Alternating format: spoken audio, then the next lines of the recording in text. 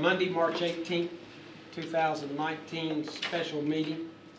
And the first item we have this evening is the Southwest Regional Library update. And I'd like to ask Michael James to come take us through this item. Thank you, Michael. Thank you, Chairman Commissioners. I want to introduce the speakers that you'll be hearing from today. But we're excited to bring back the Southwest Regional Library project to the board. Obviously, we've been talking about this for quite some time. We're excited to bring it to this point with a recommendation on a site. So today you'll be hearing from Chris Boyd. He's our facilities director, and he's going to walk you through kind of the specifics of the process of program design, building design, and what the site selection process and due diligence that was done by staff to come to the recommendation today. You're also going to hear from Nina Meadows, or Nina Shaker, excuse me, our library director. She's going to be, again, talking about some programming with the library as well. And you're also going to hear from Thomas Carlson Rating with Little Architectures, and he's going to talk about the site selection process too. So some key points you're going to hear about today. We're going to talk about some of the progress that has been made since 2018 when we had the project kickoff. Looking at where and what the Southwest Regional Library would look like, where it would be located, some of the building and program development process, what all went into the site selection process, what was the due diligence, and what were all the parameters and the specifications of where a library should be placed, why it should be placed, some of the wishes of the library board, what they thought made for a good location. We'll talk about all those things that went into that process. And lastly, at the end, Chris Boyd will be talking about what staff's recommendation is for the site and why that site was chosen for the board to consider today. So Chris, I'll turn it over to you to get us started. Good evening, Commissioners. Hope you're doing well. I've got a handout that I think Jeff's going to help with. This is basically a handout of the presentation, so you can follow along in that presentation or on the screen. As Michael said, I'm extremely pleased that you're giving us some time to talk about some of our progress on this project, and then share some data and some information that inform some of the decisions and recommendations that you'll see. Michael went through some of the agenda, but we'll do some quick introductions, project overview, some of the information about the library program development, our process for our design team to do due diligence on site opportunities within the county, then talk a little bit about our library board's recommendations that the commissioners received, I think it was 2 weeks ago, and then finally how that relates to our staff recommendations, and then some next steps in what the process and what the schedule may look like, and when we're looking forward to once we get a final site recommended. So introductions, Michael did some of it. I'm going to do a little bit more. We've got Thomas Carlson Reddick with Little Architecture. He's a partner with Little. We've also got Shannon Crane, who's a studio principal. She's also with Little. And Dave Powlin, he's with their land development group, Little Architecture. And then internally, we of course got Nina Stedman. Right? It was Meadows. I was going to say. Okay. Shaker. All right, sorry. I thought it was Meadows. I've been operating the whole time that you were Nina Meadows. It changed. It changed 2 months ago. Oh, 2 months ago? Okay. Let me go over here. Anyway, and then Lindsay Schufert, she's Assistant Director of Library. We, of course, got Jeff Caden, who's the General Manager of General Services now, who's been a part of this. Okay? So to start the project overview, I wanted to spend a little bit of time talking about how we got to this point in sharing some of the information in this presentation. And so if you take a look, we engaged Little Architecture back in early November to talk about program and site selection. They did this simultaneously, so they had teams working on both parts of this project. Through the programming, and Thomas will talk about in more detail some of the programming exercises. But they did on-the-ground inspections of facilities, interviews with staff. We did 3 community town halls, one in Weddington, one in Waxhaw, and one in Wesley Chapel. They did tours of our facilities. The site group, basically the county gave them all county-owned property, so that's why you'll see, and a little further in the presentation, you'll see 2 that started 200 sites. I mean, that's a lot of sites. So we dumped them with every piece of property that the county owned, and that was their starting point on county-owned properties. And so you can see how long that took to whittle down from 200 to 11, and then 11 to 5, and then in order to get good information to our library board in February for them to consider and make their recommendation. And then, of course, tonight's Board of County Commissioners meeting. I'm going to turn this over to Nina now so she can share some really interesting information about how some of the data informs some of our programming decisions, which in turn informs some of our site selection recommendations. So I'm going to let Nina come up and go through this portion. Thank you all. I wanted to give you an overview about where we are right now and then talk a little bit about where we want to go. So some interesting statistics. Well, I find them interesting. I hope you do too. We have 105,377 cardholders. That was as of last week. That number might have gone up by now. But we have about 45% of our residents who actually have library cards. If you look at standards, your minimum, you want to have about 25% of your county or whatever area you're serving. The medium standard would be 50 and the standard of excellence would be 75. If we add in the student accounts, we're more in the 60-ish range, but those cards are automatically given to every student, so we didn't want to count those. We have 105,000 that are voluntary. They came in and got their library card. And if we talk about the service area where we want to build this library, if we talk about the southwestern quadrant, there are approximately 52,883 people that live in that area. There are also 33,753 cardholders in that same area. So we have a higher percentage of cardholders than we do across the county in that area. And something else that I thought was interesting, a lot of people talk about services online and doing everything online instead of actually coming into the library and using the facilities. But when we look at how people use their library cards, which we have software that allows us to do that, and we look at things globally, so how they're checking out different categories of things, not necessarily what they're actually checking out, only 1% of our cardholders do everything solely online. So the average person might use an ebook, might use an e-audiobook, but they're also using it with our regular collection. I thought that was interesting. So the fact that the bulk of the people might want to do things completely electronically, the bulk of the people want to do things through the regular collection, but we still have people who do things completely electronically, but it's a very low number when you compare it to what the rest of the cardholders are doing. So then you talk about what they're actually doing with their card. We circulate right under 1 million items. That puts us in the top 10 counties of the state as far as our population, our budget, and our circulation. But if you look at the difference between the total circulations and what actually circulated in print, there's not a huge gap between the print items and the total circulations. That gap is just what's covered in the digital side of things.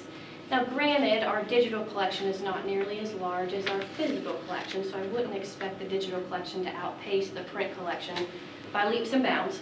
However, there's not that much difference. So people are still using print materials. They might still enjoy an e-audiobook or an e-book, especially if you're taking a trip, going out of town, but they're still coming in and getting print items. And when we look at what they're coming in to get, there's 2 categories that kind of are neck and neck as far as what people are doing with those library cards and checking them out, and they're either getting children's materials or they're getting adult fiction. Those are the 2 most popular categories that people use their cards for. When we talk about the Waxhaw Library and as it exists right now, they circulate 280% more print items per square foot than the average of the system. So the average is 15 items per square feet, and they're circulating 60. So they do big business in that teeny tiny little library that's only 2,900 square feet. And so you have 4% of our square footage handling 20% of our actual print collection, or print circulation. And another thing to note is the average circulation per capita is 4 items. And if you look at how much per capita is raised for the library, it's about $23, $24.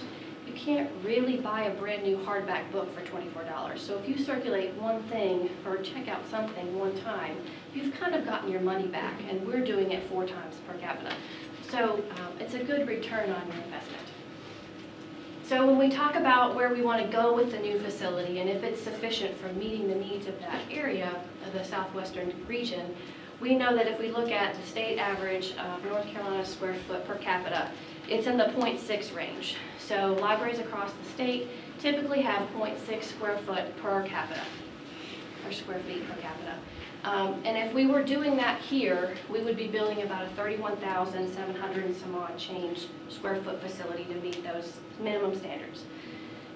We're probably only going to be able to build a maximum of 20 some odd square feet. So while we might not be able to achieve the super regional library that we had initially set out to, we'll still be in the regional library range, and we'll still be able to do all of these things that we currently cannot do in our facility.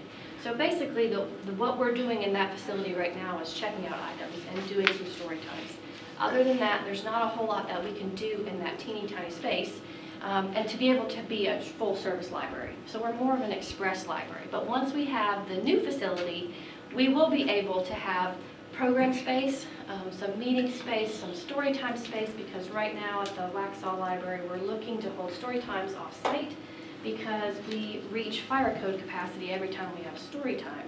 So they're trying to do them at the American Legion. I believe that's where we're looking at trying to hold them, just to be able to accommodate some more people. We have no study rooms. We actually have nowhere to meet in that library. We'll be able to offer that in the new facility, and we'll be able to offer some things that aren't being offered on that side of the county. So some maker spaces, so incorporating some technology into things. We have a STEAM lab at the main library, but we would be able to offer the robotics club and the VR headsets, and all those things that we have at the main library on that side of the county for free as well, and that's exciting to us. So what we know about libraries and building them is that currently the Indian Trail Library and the Union West Library and Indian Trail is one of the busiest libraries in the system. It serves a very similar size population if you look at the county. Where they sit right now, their population, I think it's 54,000, and where we're getting ready to build is the 52,000, so almost identical. They have almost the same amount of card holders as well. I think theirs was 36,000 card holders, and this area has 33. Their facility is only 11,800 square feet. It is extremely inadequate. And what we know from that building is that there is no space internally to be able to conduct programs other than the meeting room. So if we hold any kind of children's event, that's typically our biggest attractors is kids events, we have to be able to fit everybody in the meeting room, which holds less than 100 people. So we want to make sure that in the new space, we keep that in mind because children's programming is big business for us. It's very popular. It's always well attended. When we hold programs for the Waxhaw Library now, we do it at the school across the street and we use their gymnasium. We have 250, 350 kids come out for summer reading programs. So we want to make sure whatever we do with this new facility, we keep that in mind and be mindful of how we lay everything out to maximize the space that we're given. So we're excited about this building. It's going to be fabulous. It's going to have a ton of new things that the library right now does not have. And it'll be able to attract different users for different reasons. You know, we do a lot of kids things, but we aren't able to do anything really for adults. So being able to have adult programming and being able to teach computer classes and all these other things that we do in the other facilities because we have space will now be able to be done in this building as well. So we're excited. So thank you. If you don't have any questions for me, I'm going to turn it over to TCR.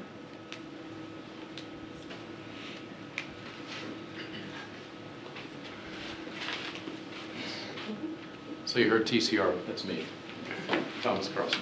Thank you for being here. Thanks for having us to help you understand the process that we've gone through. So you're probably wondering, wow, how did you get from 200 and some odd sites down to the number of sites that we have? And it was a pretty detailed process, and I want to help you understand that process. Some of you were part of the town hall workshop meetings we had. Based on the number of people who showed up at those town hall workshops, people very passionate and interested in the library to serve southwest part of your county. As Chris said, Weddington, Wesley Chapel, as well as Waxhaw. Hundreds of people participated in those online, and we received lots of interesting ideas from that. Nina went through many of those in the program description that she just talked about. But I would say that one thing that came up that was real clear was that location mattered a lot to the folks that are in the room. Location, access, the importance of outdoor space associated with the facility, maybe an amphitheater outdoor space for performances would be important. So we're thinking about this as a library, but also a community center, something that can serve the community beyond traditional services of a library. So at the same time, as Chris said, that we were running these workshops, we were doing site analysis. So professional property services were hired by us for the recommendation of Union County. They've helped you on choosing sites in the past. Annette Huffman was the person who worked with us. She is a resident of Union County. So in addition to the 157 sites that Chris and his team sent us that were county-owned, we received, I believe, 47 private properties that were possibilities to look at. And that's what this stack is. We went through every one of those. The three biggest issues that shaped our decision early on, obviously, location. It needs to be central so we can serve all of the towns equally, right? This is a regional library, so it has to serve all of them. Has to be accessed, right? You can't, if it's a good piece of property, but there's no road or there's no infrastructure to serve it, you know, that doesn't really serve you well. Then we looked at the size, the acreage that will be required for a library, a regional library, that includes parking, outdoor space, and the building itself. And we wanted to make sure, what if you want to grow in the future? You don't want to buy a piece of property and then realize that you can't do anything in the future. So the acreage was important as well. We were looking for sites between 7 and 20 acres. Okay, so those are the three big drivers, and you begin to look at all those sites that were given county-owned as well as the private properties. You begin to look at those three big drivers. Begins to narrow things down rather quickly. Many of the county properties that we looked at had buildings on them. You know, the acreage that was needed wasn't there, the access wasn't there. And then the private properties, you know, similar kind of factors. But we were able to zone in on what was it, 11 sites that were centrally located that met the basic criteria. Okay, and those 11 sites that we narrowed in on that were centrally located with access, that the right acreage, we did a detailed matrix that evaluated those sites with a series of criteria that was provided by the library as well as our own expertise in having done this in the past. Things like infrastructure, sewer, do you have access to sewer, traffic and other factors that would shape it. We did put more weight on the cost of the property, the access to the property, and its location. You know, so those received a greater weight than other factors, but other factors were considered as well.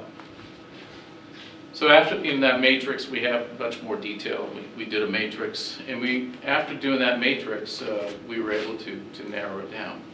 But of the 11, you see the red dot, that represents a school site as county-owned, and the blue are all private. The green circle that you see here represents a 3-mile radius from the town center, so that, and then the yellow roads are the primary roads to show that there's access to these properties. There were some, it was made very clear early on, you don't want to pick a site that's on the periphery of the county.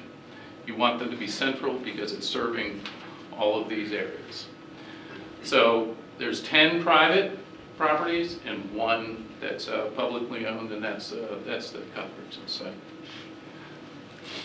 After doing the analysis of the 11 sites and looking at things such as utilities, specific site constraints, and availability, that got narrowed down to 5. Now you have to understand this is a fluid process. So one of the sites that was private, it was for sale, then that fell apart, then it comes back, maybe the terms are a little different. So these things are fluid and changing as we're assessing them, but we're keeping track of that with the NET and the Professional Property Services, as well as doing our own homework and working with Chris and his team. We contacted DOT to understand what's the road, what are the road improvements that are going to happen. We look at the utilities, are the utilities that are going to change, and other factors that could shape the decision making. So it's a short, kind of condensed version of how we started here, honed in, and then got it down to 5. The 5 were the ones that scored the highest within the matrix that we generated, okay? And then those 5 were presented to the board, the library board, for assessment and evaluation, and for them to make a recommendation. And those 5 are shown here on this map. And again, they scored the highest. I think, Chris, now you're going to take it from the library board moving forward. Unless there's questions, if you want me to stop here, I can come back later after you see the whole presentation. Okay? Thanks, Tom. One thing I think is important to remember, he used the word fluid, and so anytime you're looking at these properties, anything subject to change, within a week's time. You can look at a property to be available one week, the next week you go back and it's not available. And unfortunately, we'll talk about one of those properties that was one of the library board's recommendations. That is, we faced that situation with one of those properties. So Thomas's group, as he mentioned, pulled this down to 5 sites. Those 5 sites were presented to the library board, I think it was February 13th, for their consideration. And so the library board was asked to do their own evaluation. They were given the matrix, which is a complicated matrix, and looking at that matrix, it if you're not used to doing those things, it can be a little tedious. And so, but they worked through it. Some of the important items that were a part of their discussions were traffic, and when we get to a particular site, it'll make a little bit more sense. But one of them is on 84. 84 is a really busy road. Traffic and infrastructure, and then a lot of discussion about proximity to amenities. And so what are amenities? That can be grocery stores, fast food stores, movie theaters. I mean, it can be a lot of different things. Even access to greenways, things like that are considered amenities. And so after their evaluation, and I give them extreme credit for working through that process, which is a difficult process. We're all, understand that this is an important decision for everybody. It's important for the library board, important to the library board, important to everyone that lives in Union County, and especially the Southwest region. Important to staff that we get it right, and I know it's important to you all that we get it right. So, so through their evaluation, they landed on 2 preferred sites. Their first preference was what we're calling Site C, which is located on Weddington Road, near the intersection of, let me see if I can get the pointer, there, of Indian Trail Waxhaw. Their second site, their second preferred site, was Site A, which is the Cuthbertson High School site, or Cuthbertson School site, which has a high school and the middle school. And so staff is tasked with, after that recommendation from the library board, take the next level deeper dive into due diligence on those properties, you know, to see if there are any impacts that we can see in the next level that would help you make a better informed or more well-informed decision on site selection. And so one of the important things to point out now is that when we went back to the owner of Site C, they indicated that the original Site C was they were no longer interested in selling that to the county, and that they wanted to develop that commercially. They did, however, recommend an adjacent site, which we're going to, from this point forward in the presentation, call it C.alt, which is alternate C, because we felt it important, because we got that information from the owner willing to make this property available. It would still meet most of the criteria that was important to the library board, important to the process that Thomas and his group went through. So we went ahead and did the next level due diligence on that property. And so you'll see the rest of the presentation, this original Site C will go away, and we'll just be talking about the alternate Site C. And unfortunately, that's the fluid part to this process. And this is the Site C.alt. This is the Weddington site. We kept it called Weddington Road because it just would, I think it would make things a little confusing to start calling it now Waxhaw Indian Trail site. So, but it is actually on Waxhaw Indian Trail, this site. So that's that intersection. This was the original site, and this is the site that we're going to talk about now. So the site is basically 10 acres. So it fell, again, within that 7 to 10 range. Just some information about it. It's in the Wesley Chapel jurisdiction, currently zoned R40. We have anticipated that it's going to allow us to use a conditional use permit to develop the property as a library site. Taking a closer look at utilities, the blue lines are available water, and the green lines are available sewer.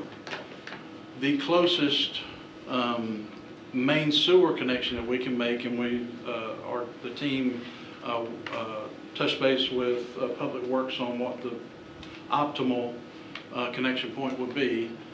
That sewer line extension is going to be about 2,100 linear feet, pretty significant sewer line extension, but water is readily available. So our next level dive was, all right, let's start putting some numbers on it, because as Nina said, we're not that super regional. We're kind of at the regional, but we're really, touching where it's not quite regional anymore, depending on how much costs are associated with some of this site development. And so one of the deeper dives we did was to put some numbers on some of the costs on the site development. So if you look at the first and most significant, of course, is $3 million for 10 acres of land in that location. And that's what the owner of the property has suggested that he would be willing to sell it for, or they would be willing to sell it for. It's a group of owners. The sewer line extension at 2,100 linear feet is almost $200,000. We did cut and fill analysis on both of these sites. Actually, we did it on 5 sites, but these 2 are the only ones we're going to talk about tonight. They were, that ends up being about $53,000 worth of work, and then having to clear about 2 acres of land at $13,000. We anticipate driveway connection, which is going to be somewhere around in here, to be about $32,000, and then each of these sites, you'll see the same number, $31,000. Once we get to the next level due diligence, then we're going to have to do traffic impact analysis or assessment. We're also going to have to, of course, do survey of the site, and then we're going to have to do some geotechnical work on the sites. So that ends up being a little over $3.3 million worth of site preparation cost, or site-specific cost for this, for site C-Alt. All right, so what does that look like in kind of real square footage? And so we decided to put, the project costs in 3 buckets. The first being site-specific cost, the second soft cost, and the last, the building budget, which basically speaks to how much building can we build for this, for the amount of money that's left in the building budget. So site-specific cost, included in those costs are site acquisitions, utilities, grading, driveway connections, some of our testing, and then TIAs. Soft cost budget, included in that are furniture, IT equipment, AV equipment, permitting, tap fees, testing during construction, and of course designer fees. Take those 2 buckets, subtract it from our $10 million total project budget, and that leaves you with what's left to build the building. And so for this site in particular, C.Alt, we're a little over $4.9 million that can go towards our building budget. That equates to about 12,950 square feet. I think this may be a good point. If you got any questions, maybe. What's the size of the Indian Trail Library? Indian Trail's right at 12,000. Yeah. Okay, so I'll move to the next one. All right, so now we'll move into Site A, which is the Cuthbertson Road site. Give you kind of a look at what kind of the density is around that area. So jurisdiction is Union County jurisdiction. It's zoned R40. We know that we're going to have to rezone that property because of this its current use. It's a big parcel, or there's the amount of land that's available is a big parcel of 37 acres. We anticipate we're going to need, based on our test fits, that we're going to need about 14 acres, develop at least 14 acres of that 37 total. As far as utilities, you can see water is readily available. There is a fairly close sewer connection, so we're going to have to install roughly 700 linear feet worth of sewer extension. Again, putting cost on all the site development work. We anticipate, since it's a Union County Public Schools owned property, that we'll be able to transfer at no cost. The sanitary sewer comes in at a price tag of $66,500. Again, based on the cut and fill analysis, we're at about $38,000. A little more acreage to clear at $40,000. We put a little extra in the driveway connection because we're unsure of where the optimal site is within that 37 acres. So we gave it a little bit extra on the driveway connection. And of course, again, the $31,000 for the due diligence, the next level due diligence cost. So for a total of $281,450 site development on that site. So what does that equate to for this site? Basically, we end up with about $7.2 million worth of budget for that can go towards building the building. That equates to 20,714 square feet.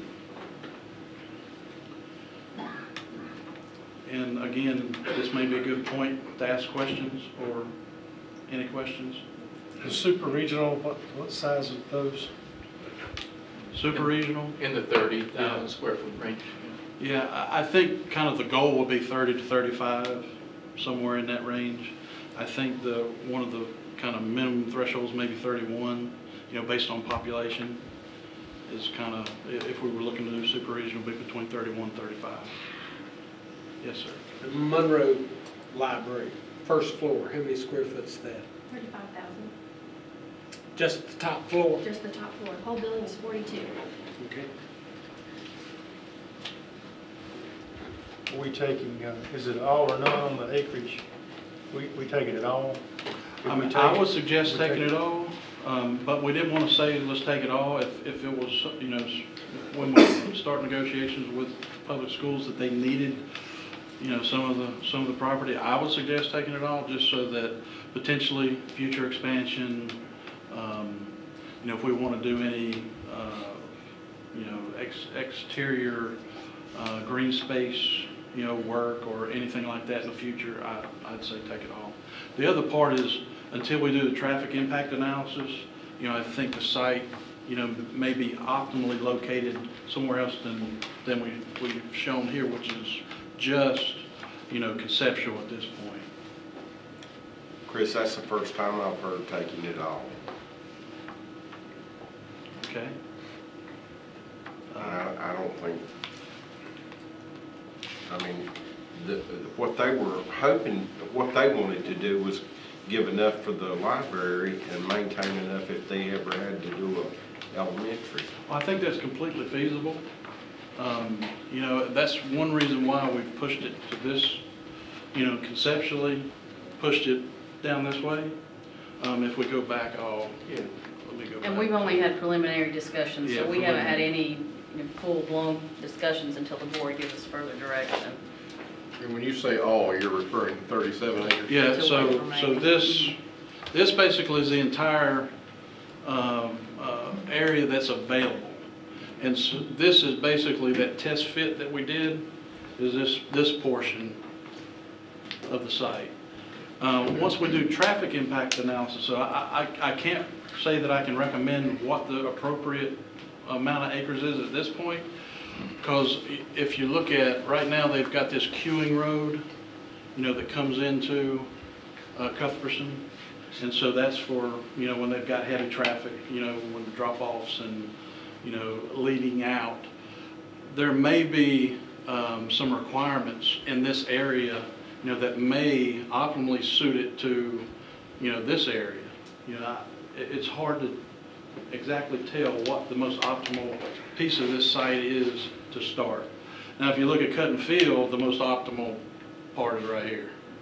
But I think we wanted to, you know, I think show some fairness to the process and not, you know, start negotiations with the board with us basically rendering this portion of the site for them, you know, unusable. So that's part of why we pushed it to this.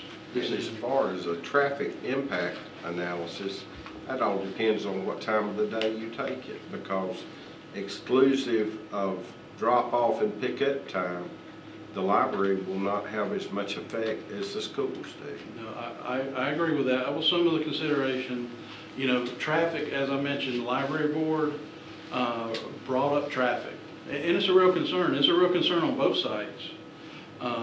But the morning heavy period, the library's not even open. Right. You know, so that's one area of time that you don't even consider. The afternoon is the big, you know, the big time that, you know, that we're going to face some traffic concerns. But regardless, we're going to have to do a traffic impact analysis on that site to determine, even if that small window, we're going to have to, you know, figure that out. Because right now, I think there's I don't think you can turn left out of here, but I'm not, but yeah, you can't turn left out of here right now. You have to turn right. Why are you taking 14 acres instead of 10? We've been looking at 7 to 10 in the past. Yeah, I think it's based on the dimensions this way, you know, that way, and a test fit. So if you, and the design team may be able to help, but You you could can probably tighten that up if we had to, you know. Yeah, Yeah. yeah. At this stage, it's our best guess at this stage. Yeah. But We're actually looking at 7 to 20 originally. yeah, originally it was 7 to 20. Yeah. You know, that's what we were looking for, because there was some outdoor programming that was going to be considered.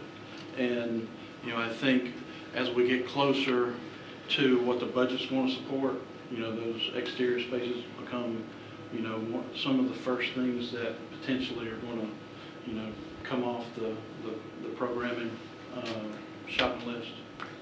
Chris, I think we're at the point, to quote a ex-commissioner, if you don't know where you're going, any road will get you there. And as we languish in decision, the library keeps shrinking. It does. We have got to decide something and move forward, or as long as this economy expands, costs are gonna go up and the library is gonna get smaller in size. That's right. There's no disputing that fact. I mean, Sir. there's no disputing that fact. This year's 5%, you know, Turner Construction is estimating 5% increase in cost. Next year, 5.5. So every month you wait, it gets smaller.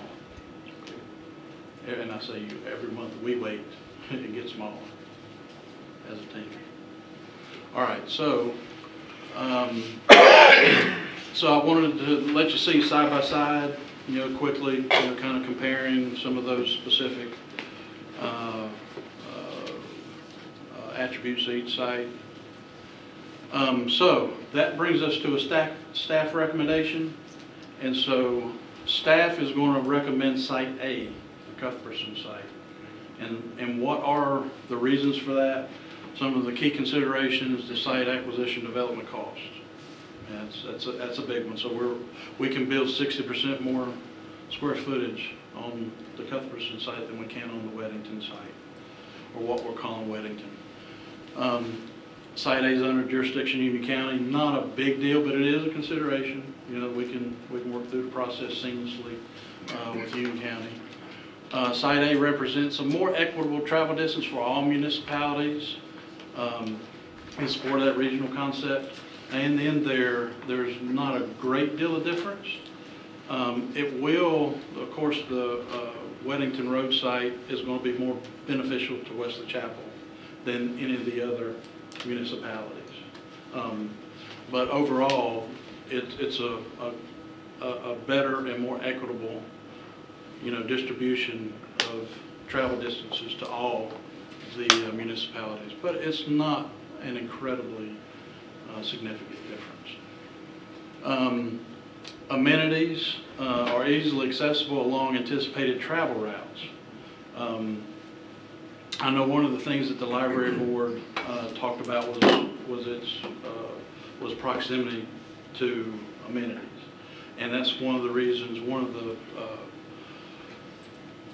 of the bigger factors in their decision, I think, on the Weddington site was that it's located near shopping, food, and you know, the regional concept though is not a walkable. It's not a walkable concept. It's really you're driving to a regional library anyway.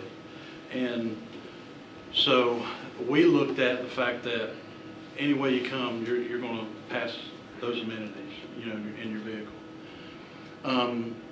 We also heard about traffic, and one of the positives to this site is that we do know that DOT is planning some road improvements on 16, which should alleviate some of the concerns with Waxhaw, Weddington, and Marvin residents, you know, once they finish that work. And then an interesting piece to this is that Site A, talking about amenities, Site A does provide proximate access to the proposed connector to the Carolina Thread Trail. And so it's basically that proposed thread trail or proposed connector lines up right on the rear of the school property. So that's an interesting consideration there. So any questions about our recommendation? What's the distance from the existing Waxhaw to the site? To this site, I've got it in a backslide. You want me to look it up real quick? That's fine. I think it's 3.5, maybe. Then it was 6.2, 6.3 from Waxhaw to the Weddington site.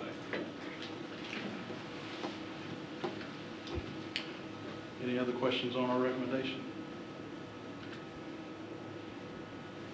Okay, so if no questions, we'll talk about next steps. So to your point, Commissioner Ray, we need to move as fast as we can in order to build as much library as we can build. And so the next steps are we need a final selection by this board. We've got to get started on land procurement, which is going to take some time to do. Well, depending, either site's going to require, that process. A little different probably on each site. Then enter into a design services contract, a full design services contract. Right now we're engaged with Little for programming and site selection, not full design. And then of course the build and design process, and then bidding and construction. And what does that look like in a proposed schedule? Right now we're sitting at this point, so this is mid-March. If we can get design contract, site selected, we can start schematic design. This is a tentative schedule. May, June, that design process will go all the way through this point, which is April, May in 2020. Then permitting, bidding, and contract is going to equal 3 to 4 months or 4 to 5 months. Right now we're showing at 5, I think. Yep, 5 months. Puts us starting construction sometime between September, October in 2020 and finishing up in November, December 2021. And this project is using a traditional design bid build delivery method. And so if you remember my presentation on that, it's a really linear, you got to finish one thing to go to the next one. So you can't overlap. All right, any questions about the schedule?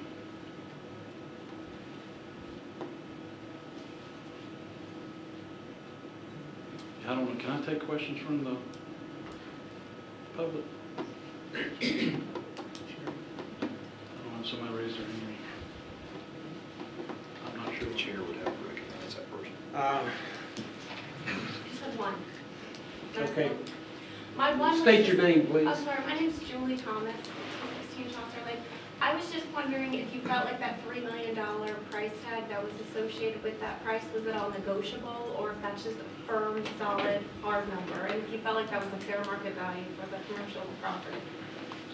Yeah, I think it's negotiable, but not significantly. I mean, it's still going to be a significant impact to the overall budget. But I think, anytime someone throws out a price, it's negotiable. That's true, but that particular area is highly solid, commercial. That's that cow pasture right backs up next to Harris Teeter. Yeah, right. And that shopping center, so, yeah, that's, Okay, It's a nice piece of property. it is. It's a nice looking piece of property. so appreciate your time. Appreciate you giving us the opportunity to Just share this. action selection. I would think so. I did have one question. Yes, sir. When you talked about downsizing in terms of square footage, Yeah. regional, was that making the individual components smaller, or is it cutting out specific portions of a, Very good question. what would be a bigger library? Nina, you wanna, You can do it either way. why don't you? You have to watch your shout.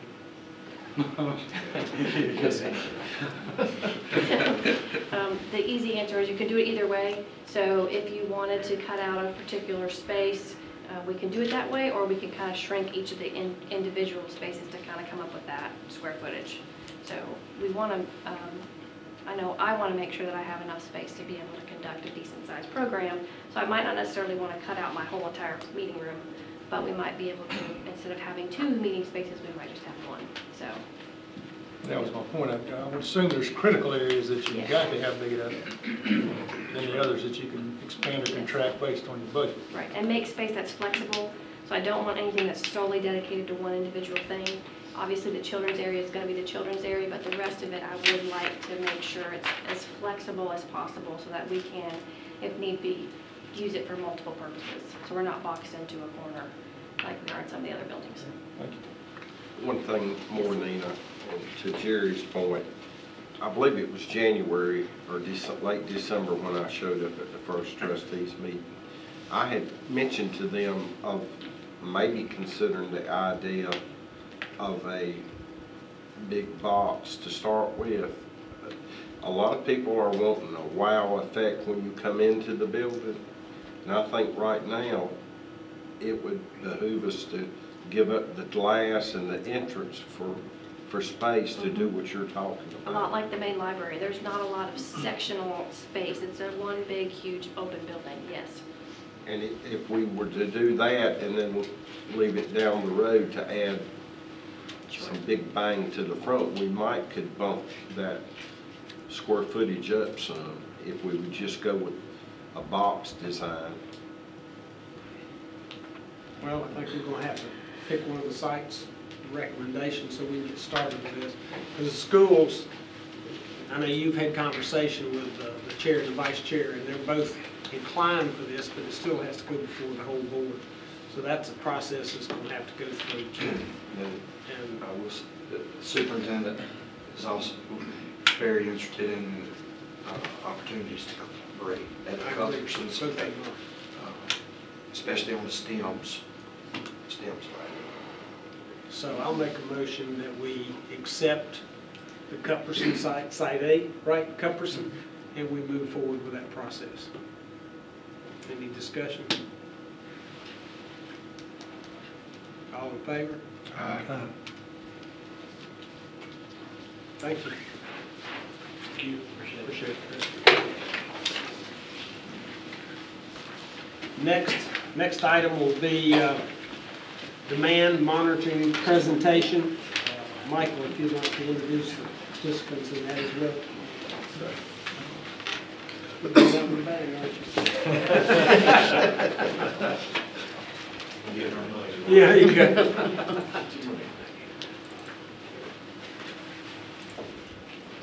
All right, well, thank you, Commissioners. Again, we have a brief information item for the board. Vicki Calicut, our Communications Director, and Brian Edwards, our Union EMS Director, is going to talk a little bit about this demand monitoring implementation. We do have an April 1st go live date with the software. The software was purchased, I believe, in 2018. So they've been working together to collaborate to talk about what the implementation is going to look like, how is that going to increase or improve our efficiency in responding to emergencies in the county. So Vicki, I'll turn that over to you to describe the program. Thank you.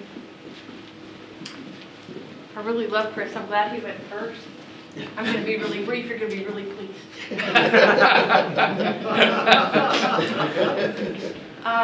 So just briefly, we did buy this demand monitoring software. It's called Marvelous. But there's a couple of things that we want to do with it, right? There was a couple of reasons why we needed it. So if you could think that several of you are sitting here, and if we all decided where are we going to place EMS apparatus in this county, we would all have a different opinion. Because we do downstairs every day, right? We all have a different opinion of what that looks like and where we should place that apparatus. But this software is going to allow us to make some really good, educated, rational decisions, right? We're going to look at historical data. In addition to historical data, we're going to look at geography, and it's going to help that dispatcher make a decision about where to place that standby EMS unit. That's all it's going to do, right? We take this historical snapshot, we get historical data, it's looking every 15 minutes it changes. So obviously a call at 1 o'clock in the afternoon looks very different than a 1 o'clock in the morning call for service. So it's going to help us with that placement, where we're going to put those apparatus. We get some really good real-time information. So in addition to which truck am I going to send to this EMS call for service, it tells me the time that it would estimate travel for the 3 closest ambulances. And I'm going to show you a quick screenshot. But it's going to take some of that guesswork out for us. Okay? We hope, and we see this being opportunity to increase our credibility with the responder. Why did I make the decision I made, right? So those are some of the things as a 911 center we hope to get out of it. This is our posting matrix. So these are all opportunities of where we could place a piece of EMS apparatus to stand by for calls for service.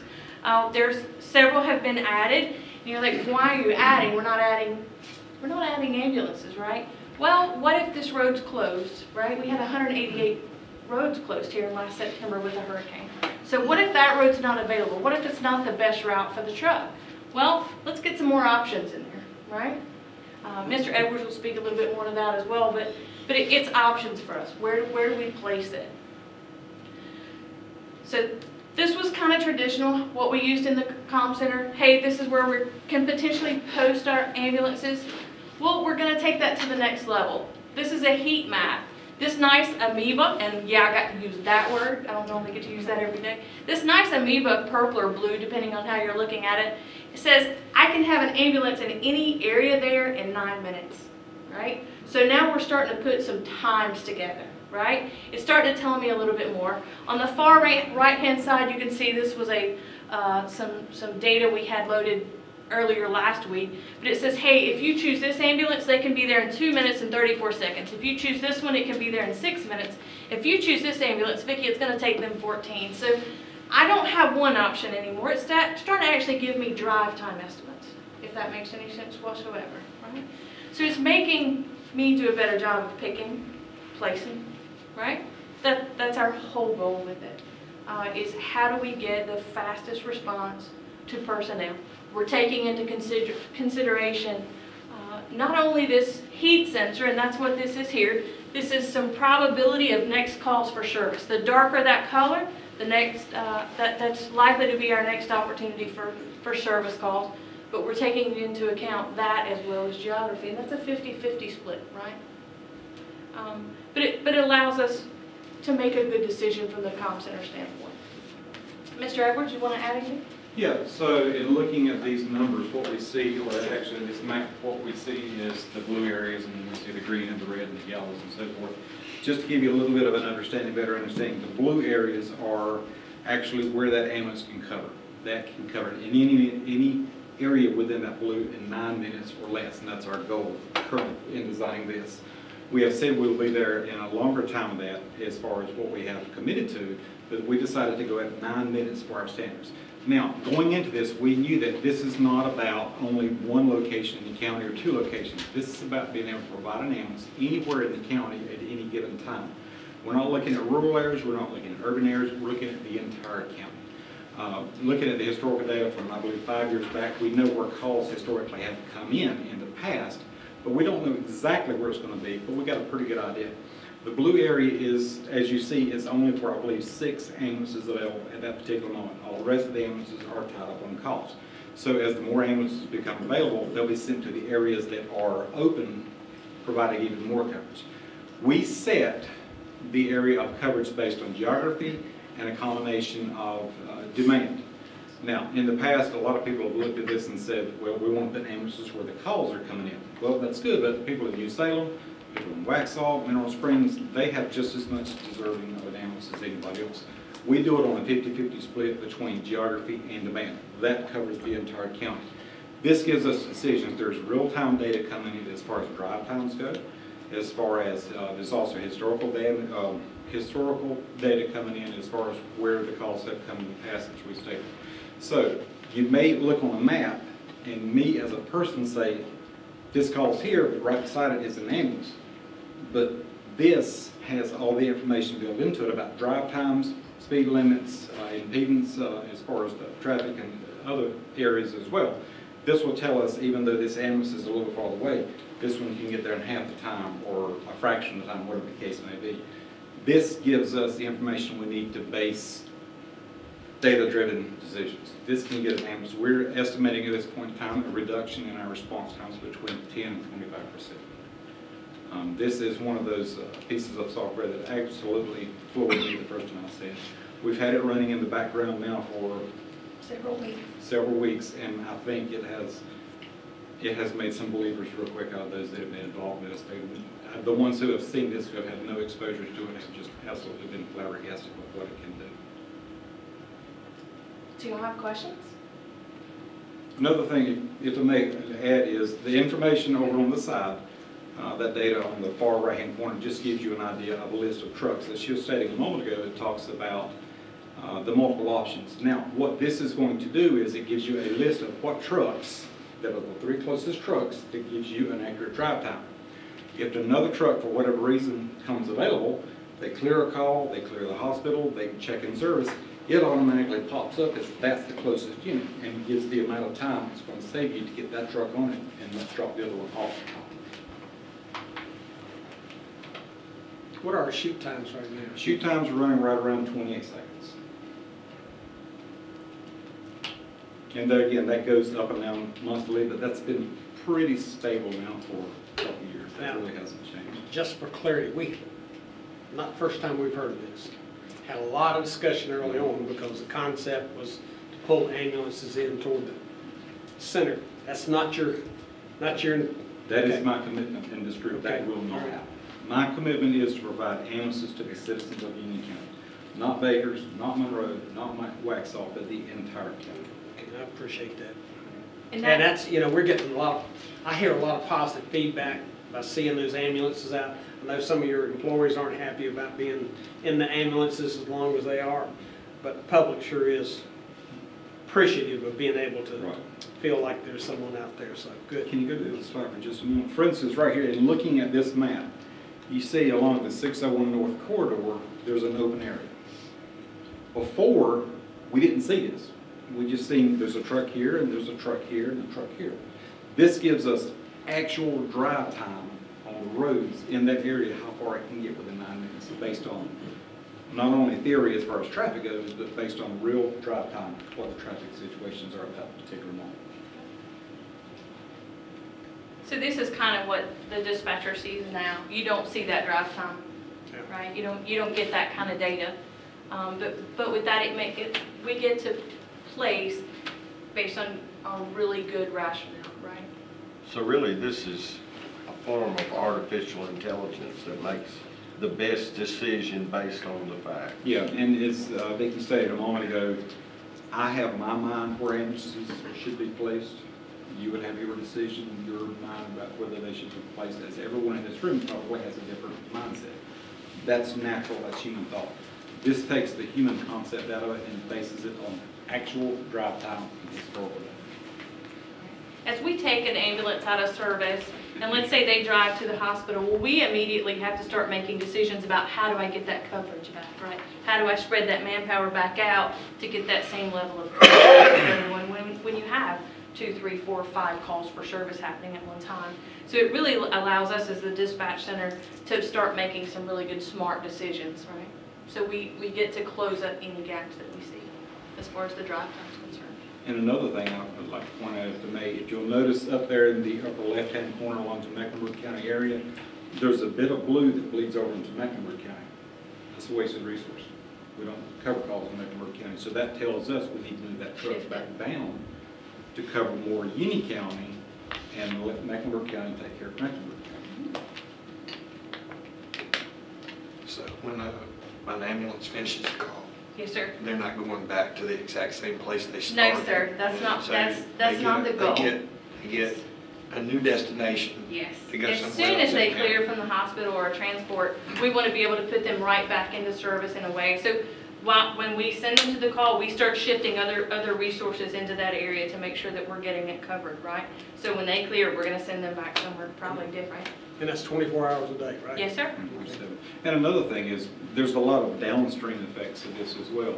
For instance, now when we go from, say, status 8, a couple calls coming down to status 6, our current plan calls for shifting trucks all the way down. It's like a board game. You basically take them, reshuffle them, throw them out to recover the areas.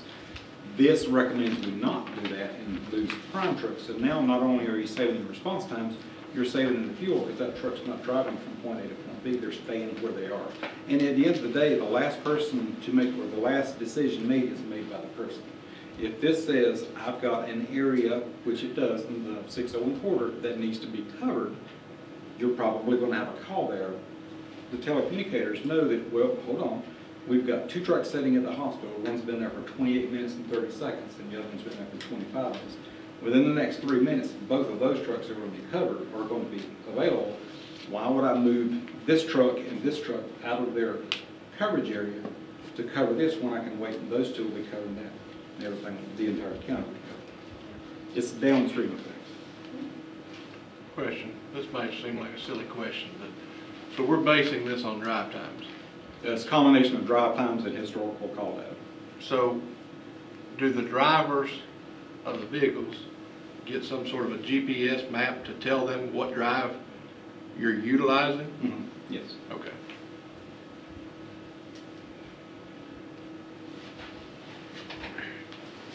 And this tags on to a lot of the technology that we already have in place in both CCOM as well as in the trucks itself. This is a tool that aids us in making the decisions that we make, that we need to make in conjunction with other tools that are already in place.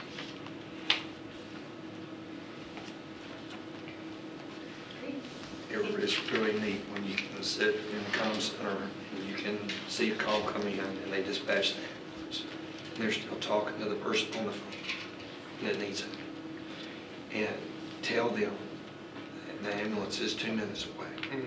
The ambulance is turning right on the corner right beside you, and the person can hear the siren going off.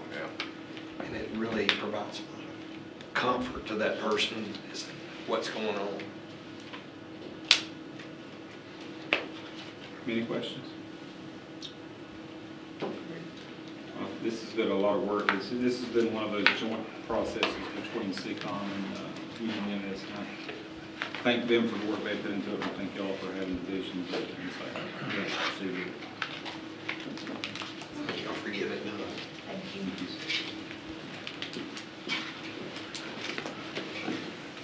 Next, we'll be going into closed session. I move to recess the special meeting to reconvene in the first floor conference room of Union County Government Center at 6:15 p.m.